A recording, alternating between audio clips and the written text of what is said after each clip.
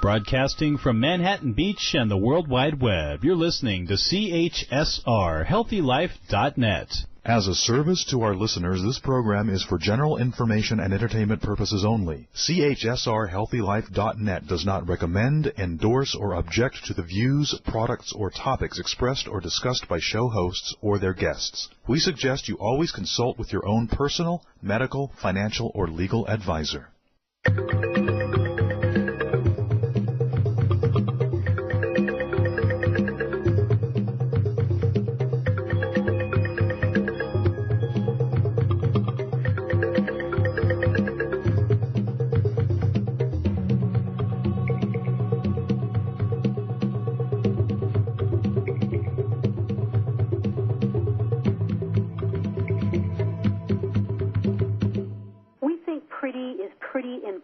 In all things in beauty. Welcome to RadioAMB, designed for those who want to live a long and vibrant life. I'm Patty Schmucker, your host, and someone who's been in the beauty industry for over 40 years. RadioAMB stands for American-Made Beauty, and we tell the secrets behind the making of health and beauty brands. One of the program sponsors today is actually AmericanMadeBeauty.com, a beauty platform designed to help consumers recognize beauty companies that are implementing industry's best practices, bringing you quality products and services. Go to AmericanMadeBeauty.com to find beauty products and services that meet a strict set of standards that reflect their American heritage. Now, many of you know that I've owned a business since my mid-20s, and I've had some big wins and I've had some big losses. Through those lessons, I've come to know one thing for sure. The difference between success and failure is in the details. Details of leadership, numbers, legal, marketing, many small, seemingly unimportant details just simply matter. When I provide consulting services to companies trying to make product, I always tell them one thing. Making a new product, business, company, that's the easy part. Making it profitable is the real art form. To that point, I've sought out over the years mentors and great teachers of business, and today one of them is my guest today, Neil Ducoff of Strategies Business Training and Coaching Company. Now, a few weeks ago, we heard from Jim Yates of Nuts and Bolts about business systems to help those entering the beauty industry to get their career started on the right direction. This week, we'll talk with a man that has been making waves in the beauty industry for over 30 years. With his company's seminars, on-site training, and coaching services, he's helping companies be successful. During our feature interview, you'll meet Neil Ducoff and learn some of the key drivers of business success. We'll learn about his company's strategies and how it has evolved as a resource for successful beauty business owners. During our segment we call In the Jar, we'll learn about the 4 business outcomes that their coaching team at Strategies teach their network of member companies that are enrolled in their coaching services. And when we move into our Beauty That's Sold Deep segment, Neil will dive a little deeper on one of those 4 business outcomes and talk about the importance of productivity and measures.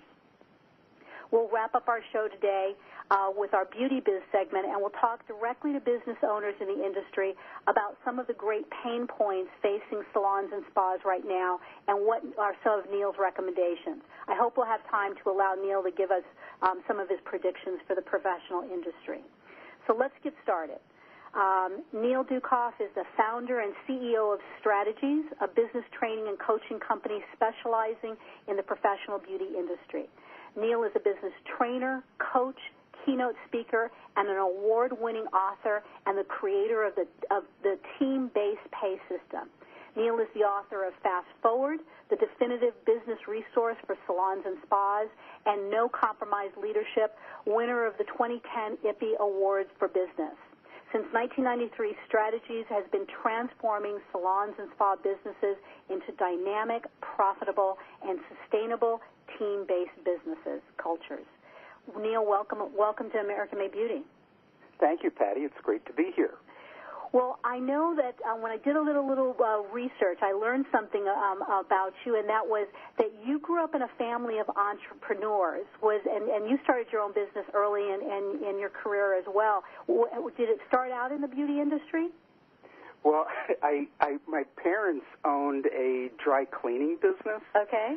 And after I got out of college and I was looking for something to do, my mom just kept bringing up, why don't you look into, being a hairdresser, to which was like, you got to be kidding me. And she took me to the salon that she went to, and this is back in, 1969. Mm-hmm. And went to the salon, and it looked like a great place, and, it was a lot of fun. They were having a great time. They were putting on a show. I always like to put on a show. So I enrolled in beauty school, and I started with the Glenby Company, which at the time was the large department store chain. I got some really good training with the Chadwicks there. And I opened my first salon in 1973 in Edison, New Jersey. I opened a second one in 1975. And I only did hair for about 7 years. I mean, I enjoyed it, but I just was really, really passionate about the business part. And I guess the funny thing that I always say is I grew up in a dry cleaning business where you cleaned and pressed clothes. I went to hair where you clean and press hair, so it's kind of the same thing. My biggest thing about a salon was, hey, it's air conditioned. My parents' store was not. Oh wow, yeah. So that one was a small business, but now you were doing something entirely different and with a little creative edge to it. Yeah, and it was working on clients, and I was fortunate that I had pretty decent skill with hair. Don't ask me to color your hair. I would color it, but God help you with what it would come out. Right. But I was a really good hair cutter, and that was the beginning of the hair cutting boom when the wash and set kind of faded away and hair cutting, blow drying, curling iron work really started, and it was a really exciting time in the industry, and that's when I kicked off my career, and it's just been an incredible ride for 40 years. Wow. And so at what point did you, obviously you're a business owner, were you struggling with it, that you started developing the success formula, or did you just sort of naturally fall into the business systems that allowed your business to be profitable? Well, I always enjoyed studying business and, put myself through a lot of additional training beyond college. But I kept looking at the salon business, and there were just things about it that didn't make sense to me. Mm-hmm. And, a lot of it was, and we'll use a hairstylist, but this would apply to, massage therapists, estheticians, nail techs. But it was always this, build your following, and it was always about how much money you brought in and how much money you brought in. Yeah, you had to do good work, but it was build your request rate, bring in your money, and you get paid a piece of what you do. But a lot of times what you were, when I became an owner, what you were paying for wasn't everything that you really wanted to buy, so to speak, like certain behaviors and, the infamous egotistical stuff, that all industries have it, but we have a fair share of it in the salon industry. And I just started looking at alternate compensation plans, how to pay people on overall performance, which includes attitude and getting to work on time and working within time standards, and not just what you bring in this week and you get 50%. Right. And so for our audience who is partly consumer-based, what you're saying is that in the beauty industry, and when we're working in an environment where you get a percentage of whatever revenue you bring in, the behavior that was being reinforced with that was just doing as many haircuts as you possibly could, and none of the other behaviors that really make a difference in terms of transforming the customer's experience was really considered or compensated for. Yeah, true. And one of the big measurements that we use is, first-time client retention. How many new customers do we provide to, a service provider? And, 90 days later or so, how many of those new clients ever came back? And did they come back to the same person? That's great. Or did they like our environment and our culture? And did they come back to somebody else or come back to somebody else for a different service? Mm-hmm. Yeah, and a lot of the traditional commission compensation system that is, like 90% of the industry, the commission compensation is, it's an I, me, mine pay system by design. It always is, even if you're in any kind of sales. So it's, I do your hair. If you like what I do, you come back to me. I don't want to see you sitting in somebody else's chair. Mm-hmm. And it really, from a customer standpoint, a client standpoint, it really limits their options because they're kind of, you go into a salon, you try one person, and then you're kind of stuck with that person. And there's an uncomfortable feeling when a client wants to try somebody else. If they want to stay with the same person, that's wonderful. But what if they can't get in? And what if they're really busy? And what if there's a waiting list and they need to get done? Well, having trust in a business that people are skilled and people are trained and it's okay to see other service providers in the business opens up a whole new world of opportunity for the client. Right. And it creates better service, and it's not about a busy stylist squeezing more people in. Right. We want to pay them well, and we will pay them well, but not on volume. Let's pay them on quality and client retention and extraordinary customer service. I mean, that's what we look for. And the other piece of that, which is creating an environment where, like my husband has gone to this one place, and he likes one particular girl. Another one was the first one that cut his hair. He didn't like what she did as well, but he likes going to that particular salon. He's uncomfortable to go there when the original girl is there. And so here's a client who wants to pay money to go, but he's uncomfortable because the environment is one where she's going to feel uncomfortable if he walks in and sits in somebody else's chair. Yeah, and to be clear, a client should be free to go to whoever he or she wants to. Right. If you want to go to the same person, go to the same person. But one of the things that we always find interesting, and I teach this in our seminars, and you always get a giggle with it, where a client calls up and says, I need to get in with Jacques. Okay. Well, I'm sorry, Jacques is booked up till hell freezes over. Okay. But we can get you in with Fred or Mary, and then you get the client would say, and this is real. This happens at the front desk in salons. And the client will say, well, can you get me in on Jacques' day off because I don't want to upset him. Right. And it's that it's not only the culture of a salon, and the compensation system and the thinking and behavior it creates and the possessiveness of the client. But we also train the client that, my God, if they want to see somebody else, they have to cheat on their hairstylist to do it. Right. It's really not necessary. And a lot of times a client will go to another salon because they don't feel comfortable, like you said with your husband. Yeah. Don't feel comfortable going to somebody else in the same location. Right. And that's very prevalent in the industry. Many salons practice a team service and a team culture, but a lot of the traditional approach to running a salon is, build your request rate. Client, you come back to me, and I only want you to come back to me. And there's good in that, there's bad in that. Right.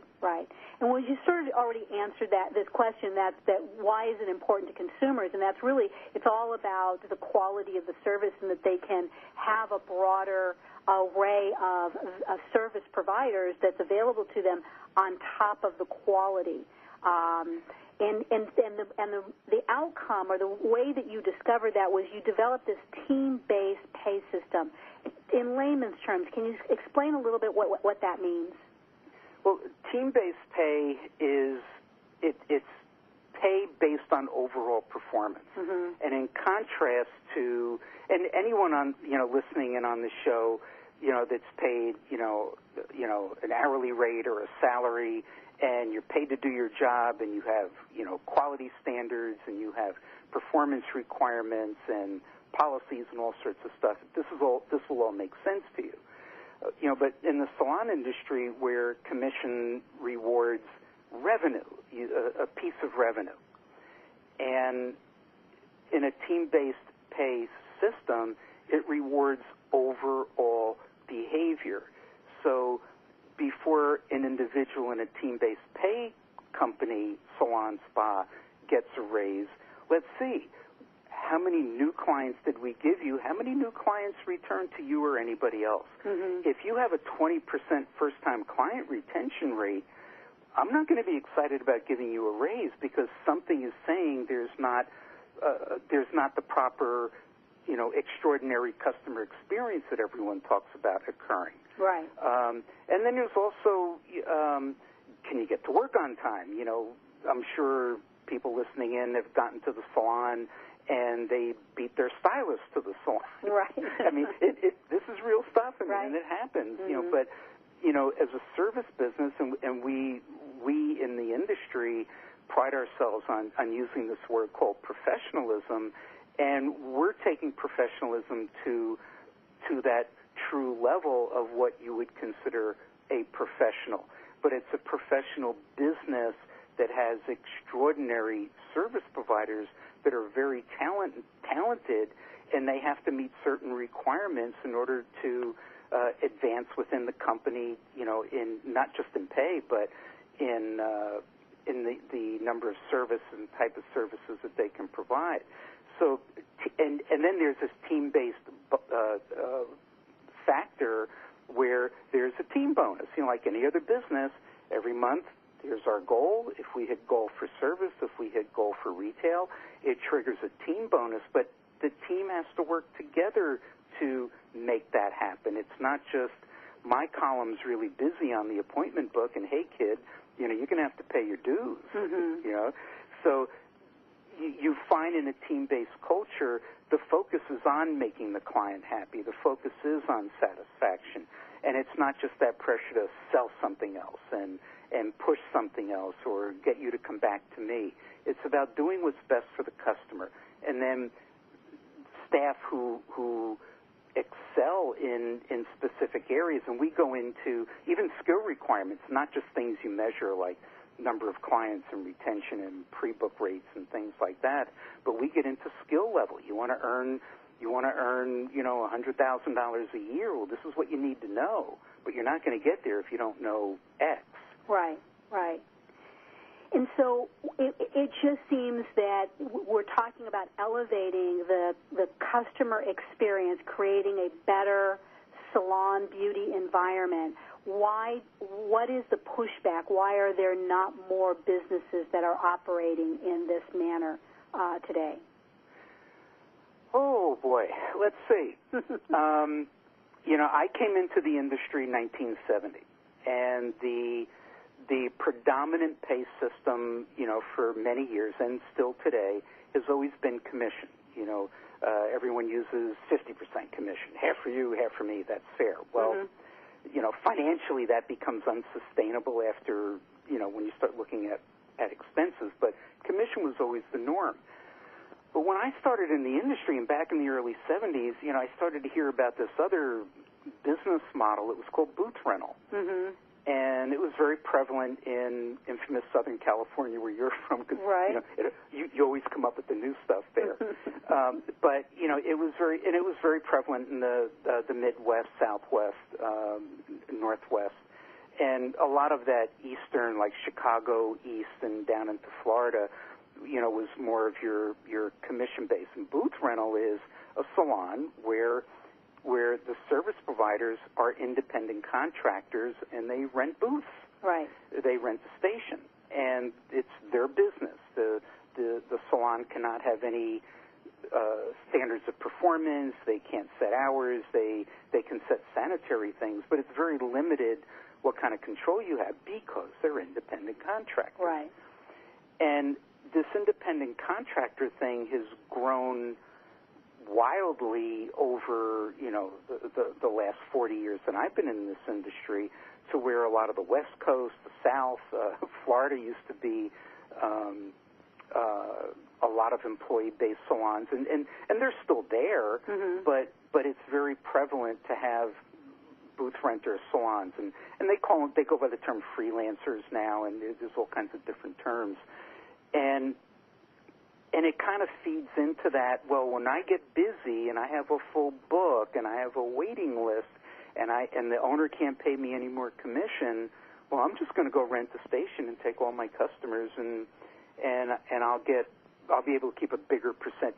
They all look for the elusive 100%, but there's expenses. Right. So team-based pay that we teach, and I've been teaching this for 30, 35 years. there may be 10% of the salons out there that utilize team-based pay, and it's a very different pay system, and it requires the business owner to pay attention to the business, and it requires the business owner to pay attention to their finances and to really pay attention to, building the right culture that not only embraces, so to speak, the client, but also embraces all the employees, and you go to Disney and the Disney company, Disney World, boy, their culture is, that thing is highly refined. And, they have little things that they say like, Disney, backstage never comes on stage. It's always about the guest. Right. And that's the type of culture that we create in salons, and it becomes very dynamic, and it becomes very empowering. And when clients start to say, wow, what are you guys doing? Something's different here. That means that the culture is now becoming part of the client experience. So, I wish someday it would be the predominant pay system in the industry, but it takes a certain business sense on an owner's standpoint to say, I want to build something that really helps to create what I started out to build when I first wanted to open a salon. Right. And as I mentioned earlier in the show, we had Jim Yates here a couple of weeks ago, and just talking about that idea of beauty is not just this physical transformation that takes place on somebody's head or on their face. It is the way the client feels, and that happens because of an experience, and those experiences happen if you're able to build a world-class culture. So we're gonna take a break, and when we come back, Neil's going to walk us through some of the cornerstones of his system that is allowing more and more salons across the country create those world-class cultures. Don't go away. We'll be right back.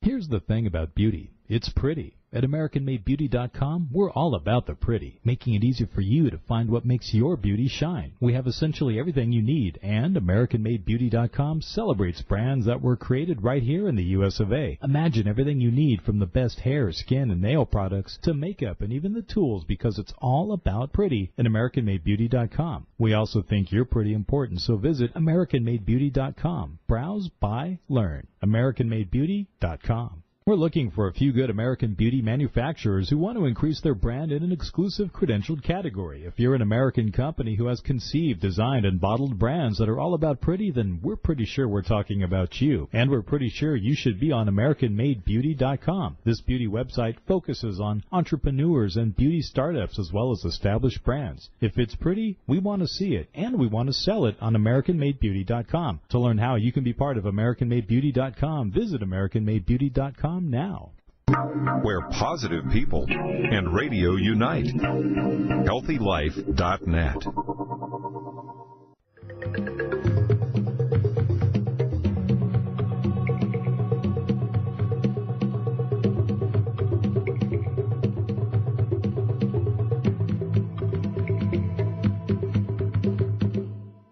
Welcome back. You're listening to RadioAMB on HealthyLife.net. I'm Patty Schmucker, and we're here with Neil Ducoff, founder and CEO of Strategies, a business training and coaching company. As we start this segment we call In the Jar, Neil, you've developed some important ingredients to help beauty companies, beauty salons, spas, medi-spas achieve world-class cultures that transform the beauty experience. Can you tell us a little bit about what you call business outcomes? Okay, we created this model called the 4 business outcomes. And if you think of a wheel, and each outcome represents a quarter of that wheel, each outcome, if the outer ring is 100%, then you want to keep each outcome at that 100% level. But if an outcome, like we'll use the good one, finance, profitability. If profitability is something that a company is struggling with, and let's just say it's at 50%, 50% to the outer ring, well, your wheel's out of balance. Right. And, there have been many things used. We have the infamous wheel and, which slice means what. But we created the 4 business outcomes, which are, I'll do the first one, which is profitability. You have a business, it needs to be profitable, it needs to generate income because that keeps it sustainable financially. The next one is productivity. And productivity has everything to do, especially in the salon spa industry, it has everything to do with how the work is done. Is it done within time standards? Is it done according to the certain procedures? Is every client, and we hear this a lot, is every client really getting a first-time client consultation and a proper conclusion at the end of the service that talks about the next steps, the maintenance cycle, the retail product? So and then all points in between, the procedures and, color application, massage, facials, whatever. But productivity has to do with, again, everything that the client experiences, but it has to do with the efficient use of time, money, resources. The third one is staff retention. Turnover will kill any business. Salons and spas have typically, not all, but many have a revolving door syndrome where people come, people go, work in one place, move to another. The business needs to employ best business practices to be able to retain staff. My infamous nihilism that I used in my No Compromise book is, do you do quarterly performance reviews at least once a year? And business owners always chuckle when they hear that. But they're usually guilty of, well, you're going to get a quarterly performance review, but an employee can go for a year before that ever happens. Right.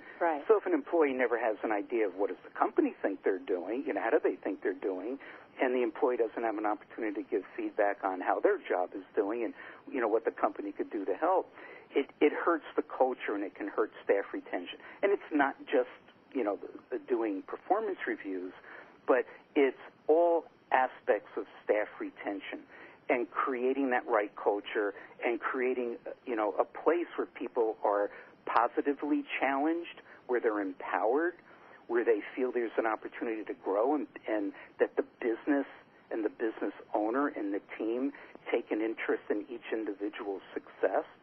And that's hard to do in an environment where everybody's just out to protect their column on the book. Right, absolutely. On the appointment absolutely. book. And then the last outcome is customer loyalty. Every business needs customer loyalty. And in a salon, spa, med spa business, customer loyalty we measure as client retention. And there's 2 forms. How many first-time clients return within, we usually use 90 days after, take 1 month and 90 days after how many clients return. And then how many existing clients continue to return every 90 days. So you have, first-time retention, what are you adding to your base? And existing client retention, what are you retaining? And client retention rates are the score, the quality score of how well the salon spas systems are working, because you can't get high retention if certain systems aren't in place. How the phone is answered, how the customer greeting is, the first-time client consultation, the service experience, how they're greeted by every staff member. All of those pieces add up to creating that experience that has the client say, this was a great experience. Yes, I would like to pre-book my next appointment. Right. If any one of those 4 business outcomes are deficient, and if we score them, from 0 to 100%, we call the 0 to 30% the fiery pit of hell. Most owners know what that is. Right. But if it's not in alignment, it's an indicator that the business can't move as fast as it would like to be. Right. It's like trying to drive with a flat tire or sticking a donut tire on your car. You had a flat, put the donut tire on, but you can't go as fast as you'd like to because it's not in alignment. And it's been a wonderful tool to help owners visually and measurably understand where their business is and what they need to focus on to get those outcomes to that desired level and that I call it the no compromise zone, which is, if they're that, 85 to 90% in that outer ring of the wheel. Right. Well, and you entered the business with already having graduated from college, so you were academically oriented. I know over these years you've worked with a lot of people who have strong technical skills and even creative skills. How easy have you found, or what are some of the tools you use to help more creative people begin to practice these disciplines? One of the things that the hardest part about running a coaching business in this industry for salon spas is exactly that piece that you're talking about, because you're dealing with that entrepreneurial spirit, but it's that creative spirit. It's the artistic creative spirit. And we work very, very hard with owners to teach them best practices and teach them what true leadership really looks like. We coined the phrase, no compromise leadership, which is a good thing. It's not dictatorial. No compromise means if it's good for the business and good for the client and good for the employee, then that's what we need to do. We work very hard on the financial end, and you've been in this industry long enough, Patty, that if you put a profit and loss statement and a balance sheet in front of an owner, their eyes are going to roll back in their head. They don't know what all the numbers mean. They don't understand why why they're tight for cash. And we teach them how to do cash flow projections. We teach them what the numbers mean. We teach them how to manage their payroll percent, which is always in a service business. The payroll percent is always the elephant in the living room. And we make it real for them, and we make them understand it. We make them touch the numbers and understand the numbers. And we give them, we call them, critical numbers, but we give them a list of critical numbers and financial benchmarks that they need to work against. And we teach them how to do cool things like daily huddles, meet with the staff. This is what we need to do today. We're, the 15th of the month. Are we 50% to goal? We have them do scoreboards. So, every day they fill in the scoreboard. What did we do yesterday and how much closer to goal did we get? But it's all team. It's all team-oriented, and it's all designed to keep the energy levels high in the salon and the focus on quality. And, yes, we need to have productivity, but a focus on quality and maintaining the customer service standards. Absolutely. And I've had the good fortune of sitting, it's been years, but sitting in those seminars with you and watching the delight on a hairdresser who's run their business for many years in the dark, and all of a sudden those numbers mean something, and they are absolutely empowered in a way that I've never seen anybody get turned on. So you've been doing amazing work for many years, and I'm just honored to have you talk more about this. We're going to take another break, and when we come back, we're going to take a closer look at one of those outcomes and some of the coaching systems that Neil and his team of national coaches practice. So stay with us. We'll be right back.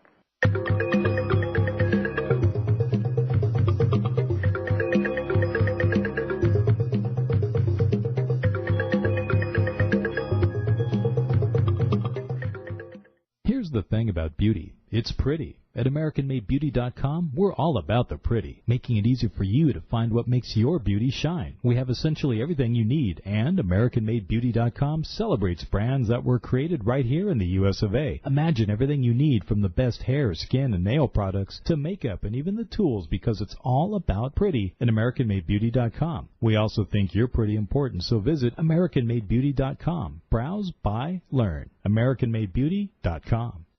For all your live or pre-recorded webcasting needs, come to earthchannel.com. Get your web-based message out to a select group or the whole world. It's easy. A pioneer in webcasting, earthchannel.com provides the best products and services to big corporations and government users. And now this same technology is available to you. They have the best Earthcast encoders, servers, and products to meet your technical needs. But wait, don't want to mess with technical stress? No problem. They'll do it for you. EarthChannel.com is your answer. You can use webcasting for lots of things like advertising, marketing, customer support, training, and don't forget web radio and TV. In fact, you're listening to a live Earthcast right now. So come to EarthChannel.com. Actualize your audio or video webcasting needs today. You can't beat the friendly service or the price. Call earthchannel.com at 1-800-849-8978. That's 1-800-849-8978. We're looking for a few good American beauty manufacturers who want to increase their brand in an exclusive credentialed category. If you're an American company who has conceived, designed, and bottled brands that are all about pretty, then we're pretty sure we're talking about you. And we're pretty sure you should be on AmericanMadeBeauty.com. This beauty website focuses on entrepreneurs and beauty startups as well as established brands. If it's pretty, we want to see it, and we want to sell it on AmericanMadeBeauty.com. To learn how you can be part of AmericanMadeBeauty.com, visit AmericanMadeBeauty.com now. Radio your way. HealthyLife.net.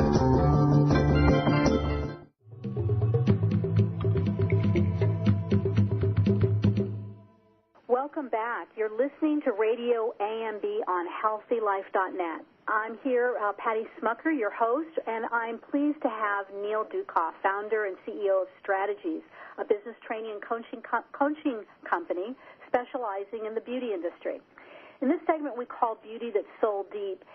Neil, let's talk a little bit more about the 4 outcomes you had explained in our last segment. Let's talk about customer loyalty as one of those outcomes. Can you give us a little bit more on what that means and how it's measured? Okay, so the customer loyalty outcome, that's really the heart of this industry, the salon spa industry.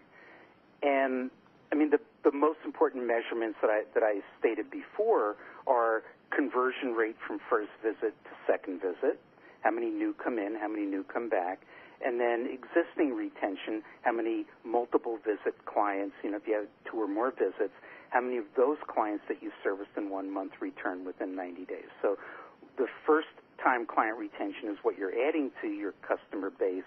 The existing client retention rate will start giving you an indicator of what the attrition rate is. How many clients never came back or moved away or went to the competition or left with a stylist that decided to go work someplace else. So those are the most important measurements. But what's interesting is you can only, and the most important number is that first-time retention, because you don't have a second chance. Right. If it's just like going to a fine restaurant or any type of service business, if the experience really doesn't meet your satisfaction, there is no reason to return. So if we don't have high first-time client retention, we're going to have issues. So the only way you will really get it is if the systems, customer handling systems, your training systems, the communication systems, information flow systems, as long as all those pieces are working. Now, here's a couple interesting points. The industry average for first-time client retention rate really hasn't changed much over the years. It seems to be stuck around plus or minus 30%, which means for every 100 new clients that visit a salon or spa, only 30% of them return. Only 30 out of 100 return for a second visit. So, yeah, and it's scary because if you flip the number, and that's what we do when we talk to owners, we go, all right, listen, if you have a 30% first-time retention rate, that means 70% of your first-time clients said, not good. Didn't work. Right. All right. Mm-hmm. Now, maybe some were, it was a wedding. We always get all this. No, it was a wedding, and it was a wedding party, and we'll never see them again. Mm-hmm. And it could be a very transient market. I mean, if they're in a resort area, but that first-time retention rate, we have clients, strategies, coaching clients that are driving first-time client retention rates into the 70 and 80% mark. That's hard. Mm-hmm. I mean, we're thrilled when we see it, but that's really hard. It's hard to get over 50% first-time retention. But when the bulk of the industry is in that 30% mark, it's screaming that all of those experiences that the consumer is getting in a salon, 70% of them are not that great. Right. So then we have to start teaching, well, what do we have to do to move that number up? I mean, one simple thing that we do, there's another critical number we track, and it's called the pre-book ratio or the rebook ratio. So if the client is really happy and the service went according to plan, and at the end of the service we have a discussion with the client, the service provider says, this is the maintenance cycle, this is how often your hair will need to be done, or this is when we should see you for your facial again, or this massage you had, I found a few things, and let's get you on a plan to get some multiple massages in here so we can address that. But it's that finishing strong piece. Right. When you're wrapping up a service, it is so prevalent in the industry where that end of service conversation doesn't really happen at the level it should. Thank you, Mrs. Smith. We'll see you next time. Right. And we're not giving the advice on let's get your next appointment booked so you can be sure to get in, at the proper sequence to keep your hair cut, your color, facial, massage, nails, whatever, looking optimal. And then, every salon that a client walks into has these beautiful, beautiful retail displays filled with magnificent, wonderful products that you know all too well. Right. And did we talk about it? Mm-hmm. Did we say this is what we used on you and this is what we recommend? And that should happen with every single client visit. Not to push product, but to explain why these products, the professional-only products, the professional-use products, are the best that the clients can buy and why they're recommended, and ask them if they'd like to buy it. So if we get a pre-book and we get that retail product, it says our systems are working. Pre-book.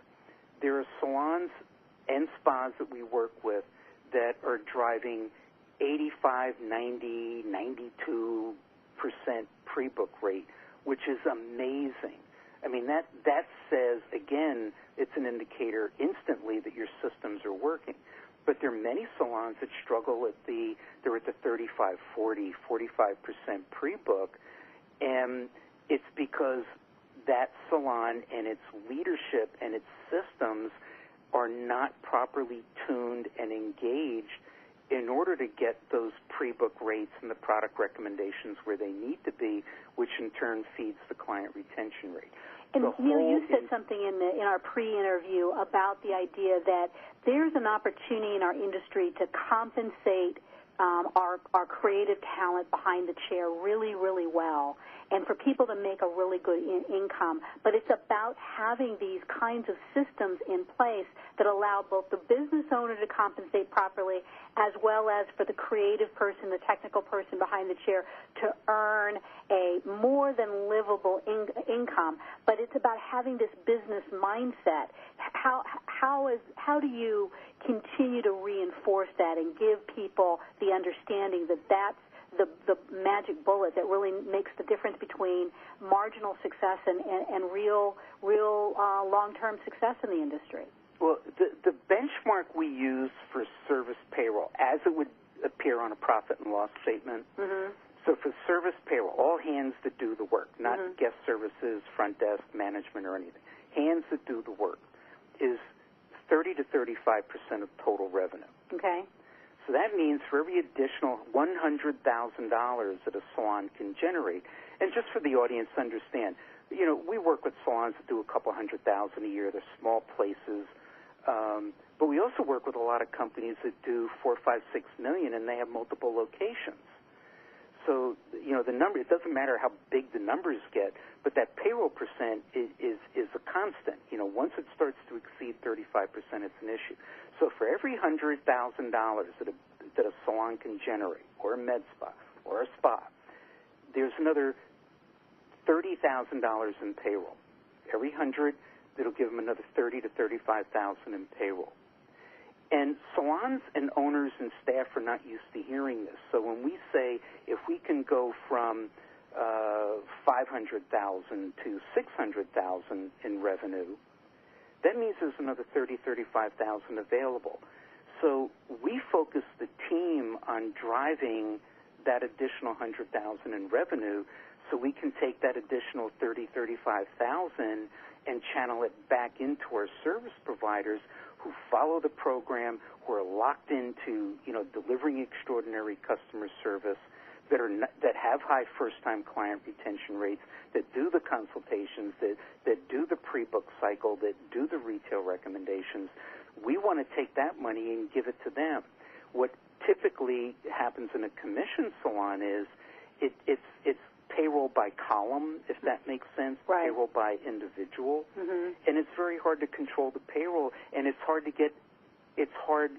with a commission environment to get everybody focused on the team goal or the business goal, because they're not paid by that. Right. They're paid by what their hands generate. Right. So we had people on team-based pay, where there are stylists making, well into six figures. We don't want to limit, but what happens is we remove the ceiling that commission has, where once the book is full and you can't squeeze any more clients in, and maybe you can't raise your prices anymore, you're getting 50% of that or 40% or whatever the commission rate is. We remove the ceiling because we want to give those top, wonderful, amazing, loyal staff that can't physically generate anymore, we want to give them an earning opportunity where they can earn for continued wonderful, amazing performance and also teamwork. So right. we manage the payroll percent of the salon. Right. And again, when we go back to this particular I think it really speaks volume. If you can move someone for a retention of their first-time clients from 30% and capture a portion of that 70% that's not coming back, or as you say, the pre-booking from the average of 25 to 35% of the clients pre-booked for the next appointment up into the 80s and 90s, wow. What a difference you can make in the overall income that's coming in. It makes good sense. So we're going to take another break, and when we come back, we're going to wrap this up. And, Neil, we're going to talk directly to the owners of beauty salons and spas and talk a little bit about some of the issues that are going on in our industry. So stay with us for our last segment. We'll be right back.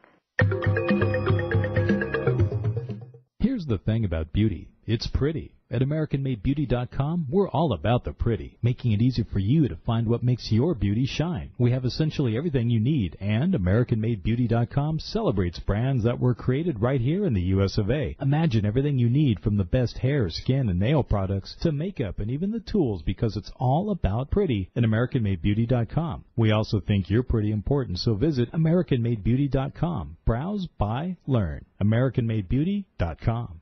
When you're looking for bedding, department store prices can shock you. Well, be shocked no more. Sell steak cheap, not cheap steak. That's the motto of Anna's Linens. Although they don't sell steak, they do sell the best bedding, bath, and home decor items. They strive to provide their merchandise at extreme value to their customers, and they do it. Great everyday prices on everything and military discounts. Plus, if you visit them online, they have clearance items and internet specials. Visit them online now at HealthyLife.net's advertiser page. We're looking for a few good American beauty manufacturers who want to increase their brand in an exclusive credentialed category. If you're an American company who has conceived, designed, and bottled brands that are all about pretty, then we're pretty sure we're talking about you. And we're pretty sure you should be on AmericanMadeBeauty.com. This beauty website focuses on entrepreneurs and beauty startups as well as established brands. If it's pretty, we want to see it, and we want to sell it on AmericanMadeBeauty.com. To learn how you can be part of AmericanMadeBeauty.com, visit AmericanMadeBeauty.com now. HealthyLife.net, where positive overcomes negative.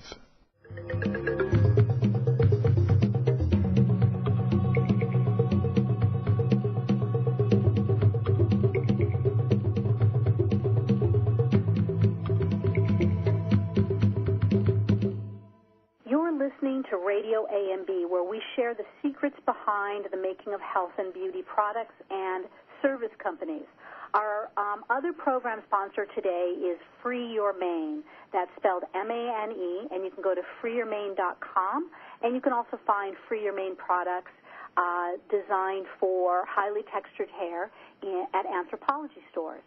I'm Patty Schmucker, and we're here with Neil Ducoff, founder and CEO of Strategies, a business training and coaching company specializing in the beauty industry.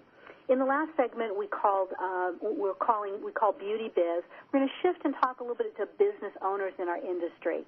And Neil, all industries face turbulent times. What are some of the pain points that salons and spas are facing right now? one point that salon and spas are facing is it's this conflict between two business models. Mm-hmm. You know, one is the employee-based salon, and the other is independent contractor and rental salons. And now there's franchises out there and whatnot called suites, where the stylist or esthetician can actually rent a space, a suite inside a large facility. Right. And it's this conflict between working in a salon or spa and feeling that there's the growth opportunity there, or working on your own. And there are a lot of owners, employee-based owners, that are really unsettled. That's not a really good word, but they're unsettled, they're frustrated, and at times very scared that the business that they spent years building can relocate down the street into, a rental situation overnight. And it's a very, very scary thing. I mean, to have an owner in tears and worried about, are they going to lose their home, and how they're going to pay the bank loan, and, how they're going to pay rent. I mean, it's about as scary and stressful as it can get. And teaching best business practices to owners is so important, and it's not happening at the level that it really needs to be able to help the independent salon owners. And again, there's nothing wrong with rental. If someone wants to rent a station, that's totally fine. But owners need to be better prepared to create a better business model where employees are comfortable staying there and they see a long-term opportunity, not just, well, my book is full and you won't pay me more, I'm going to take my flute out and go down the street and play my flute and have all my clients follow me to another location. So that's a big issue. The next issue, and I've got three, the next issue is the profitability piece, and that's always been around. Entrepreneurs are great at starting businesses. Right. It's when they try and grow them that they get in trouble. But really understanding, what it takes to have a profitable company, what a healthy balance sheet looks like, how to manage cash. We always joke with owners that, when they look at their profit and loss statement and it says, hey, you made $10,000, and the owner goes, hey, accountant, I have a question. Where's the $10,000? I could really use it right now. Mm-hmm. Because they don't understand that just because it's profit, it doesn't mean there's cash in the bank. Right. And, so really understanding the financial reality of the business and how to control it is a huge issue. I mean, so many salons are running up credit card debt, and it's scary stuff. I mean, they'll provide a great service, but, behind the curtain, it's not too pretty. Right. And the last thing is that one piece that you and I talked about that has really more to do with California, where the state of California passed a new law called AB 1513, which says commission piece rate businesses, and the state of California defines salon compensation and spa compensation that's a commission basis. They look at that as piece rate. You do the work, you get a piece, whatever that commission is. But if you have to do the work or complete the service, they view it as piecework. So the legislature in California passed this bill called AB 1513 that says salons, or any business that's piece rate, and salons got sucked into this, need to compensate people, the employees, piece rate and then a separate rate for downtime and rest time, which is a huge has a huge impact on how salons function and how salons work. And particularly if they have functioned in a straight commission situation or an environment where they are supposedly renting stations, this is where it becomes really messy.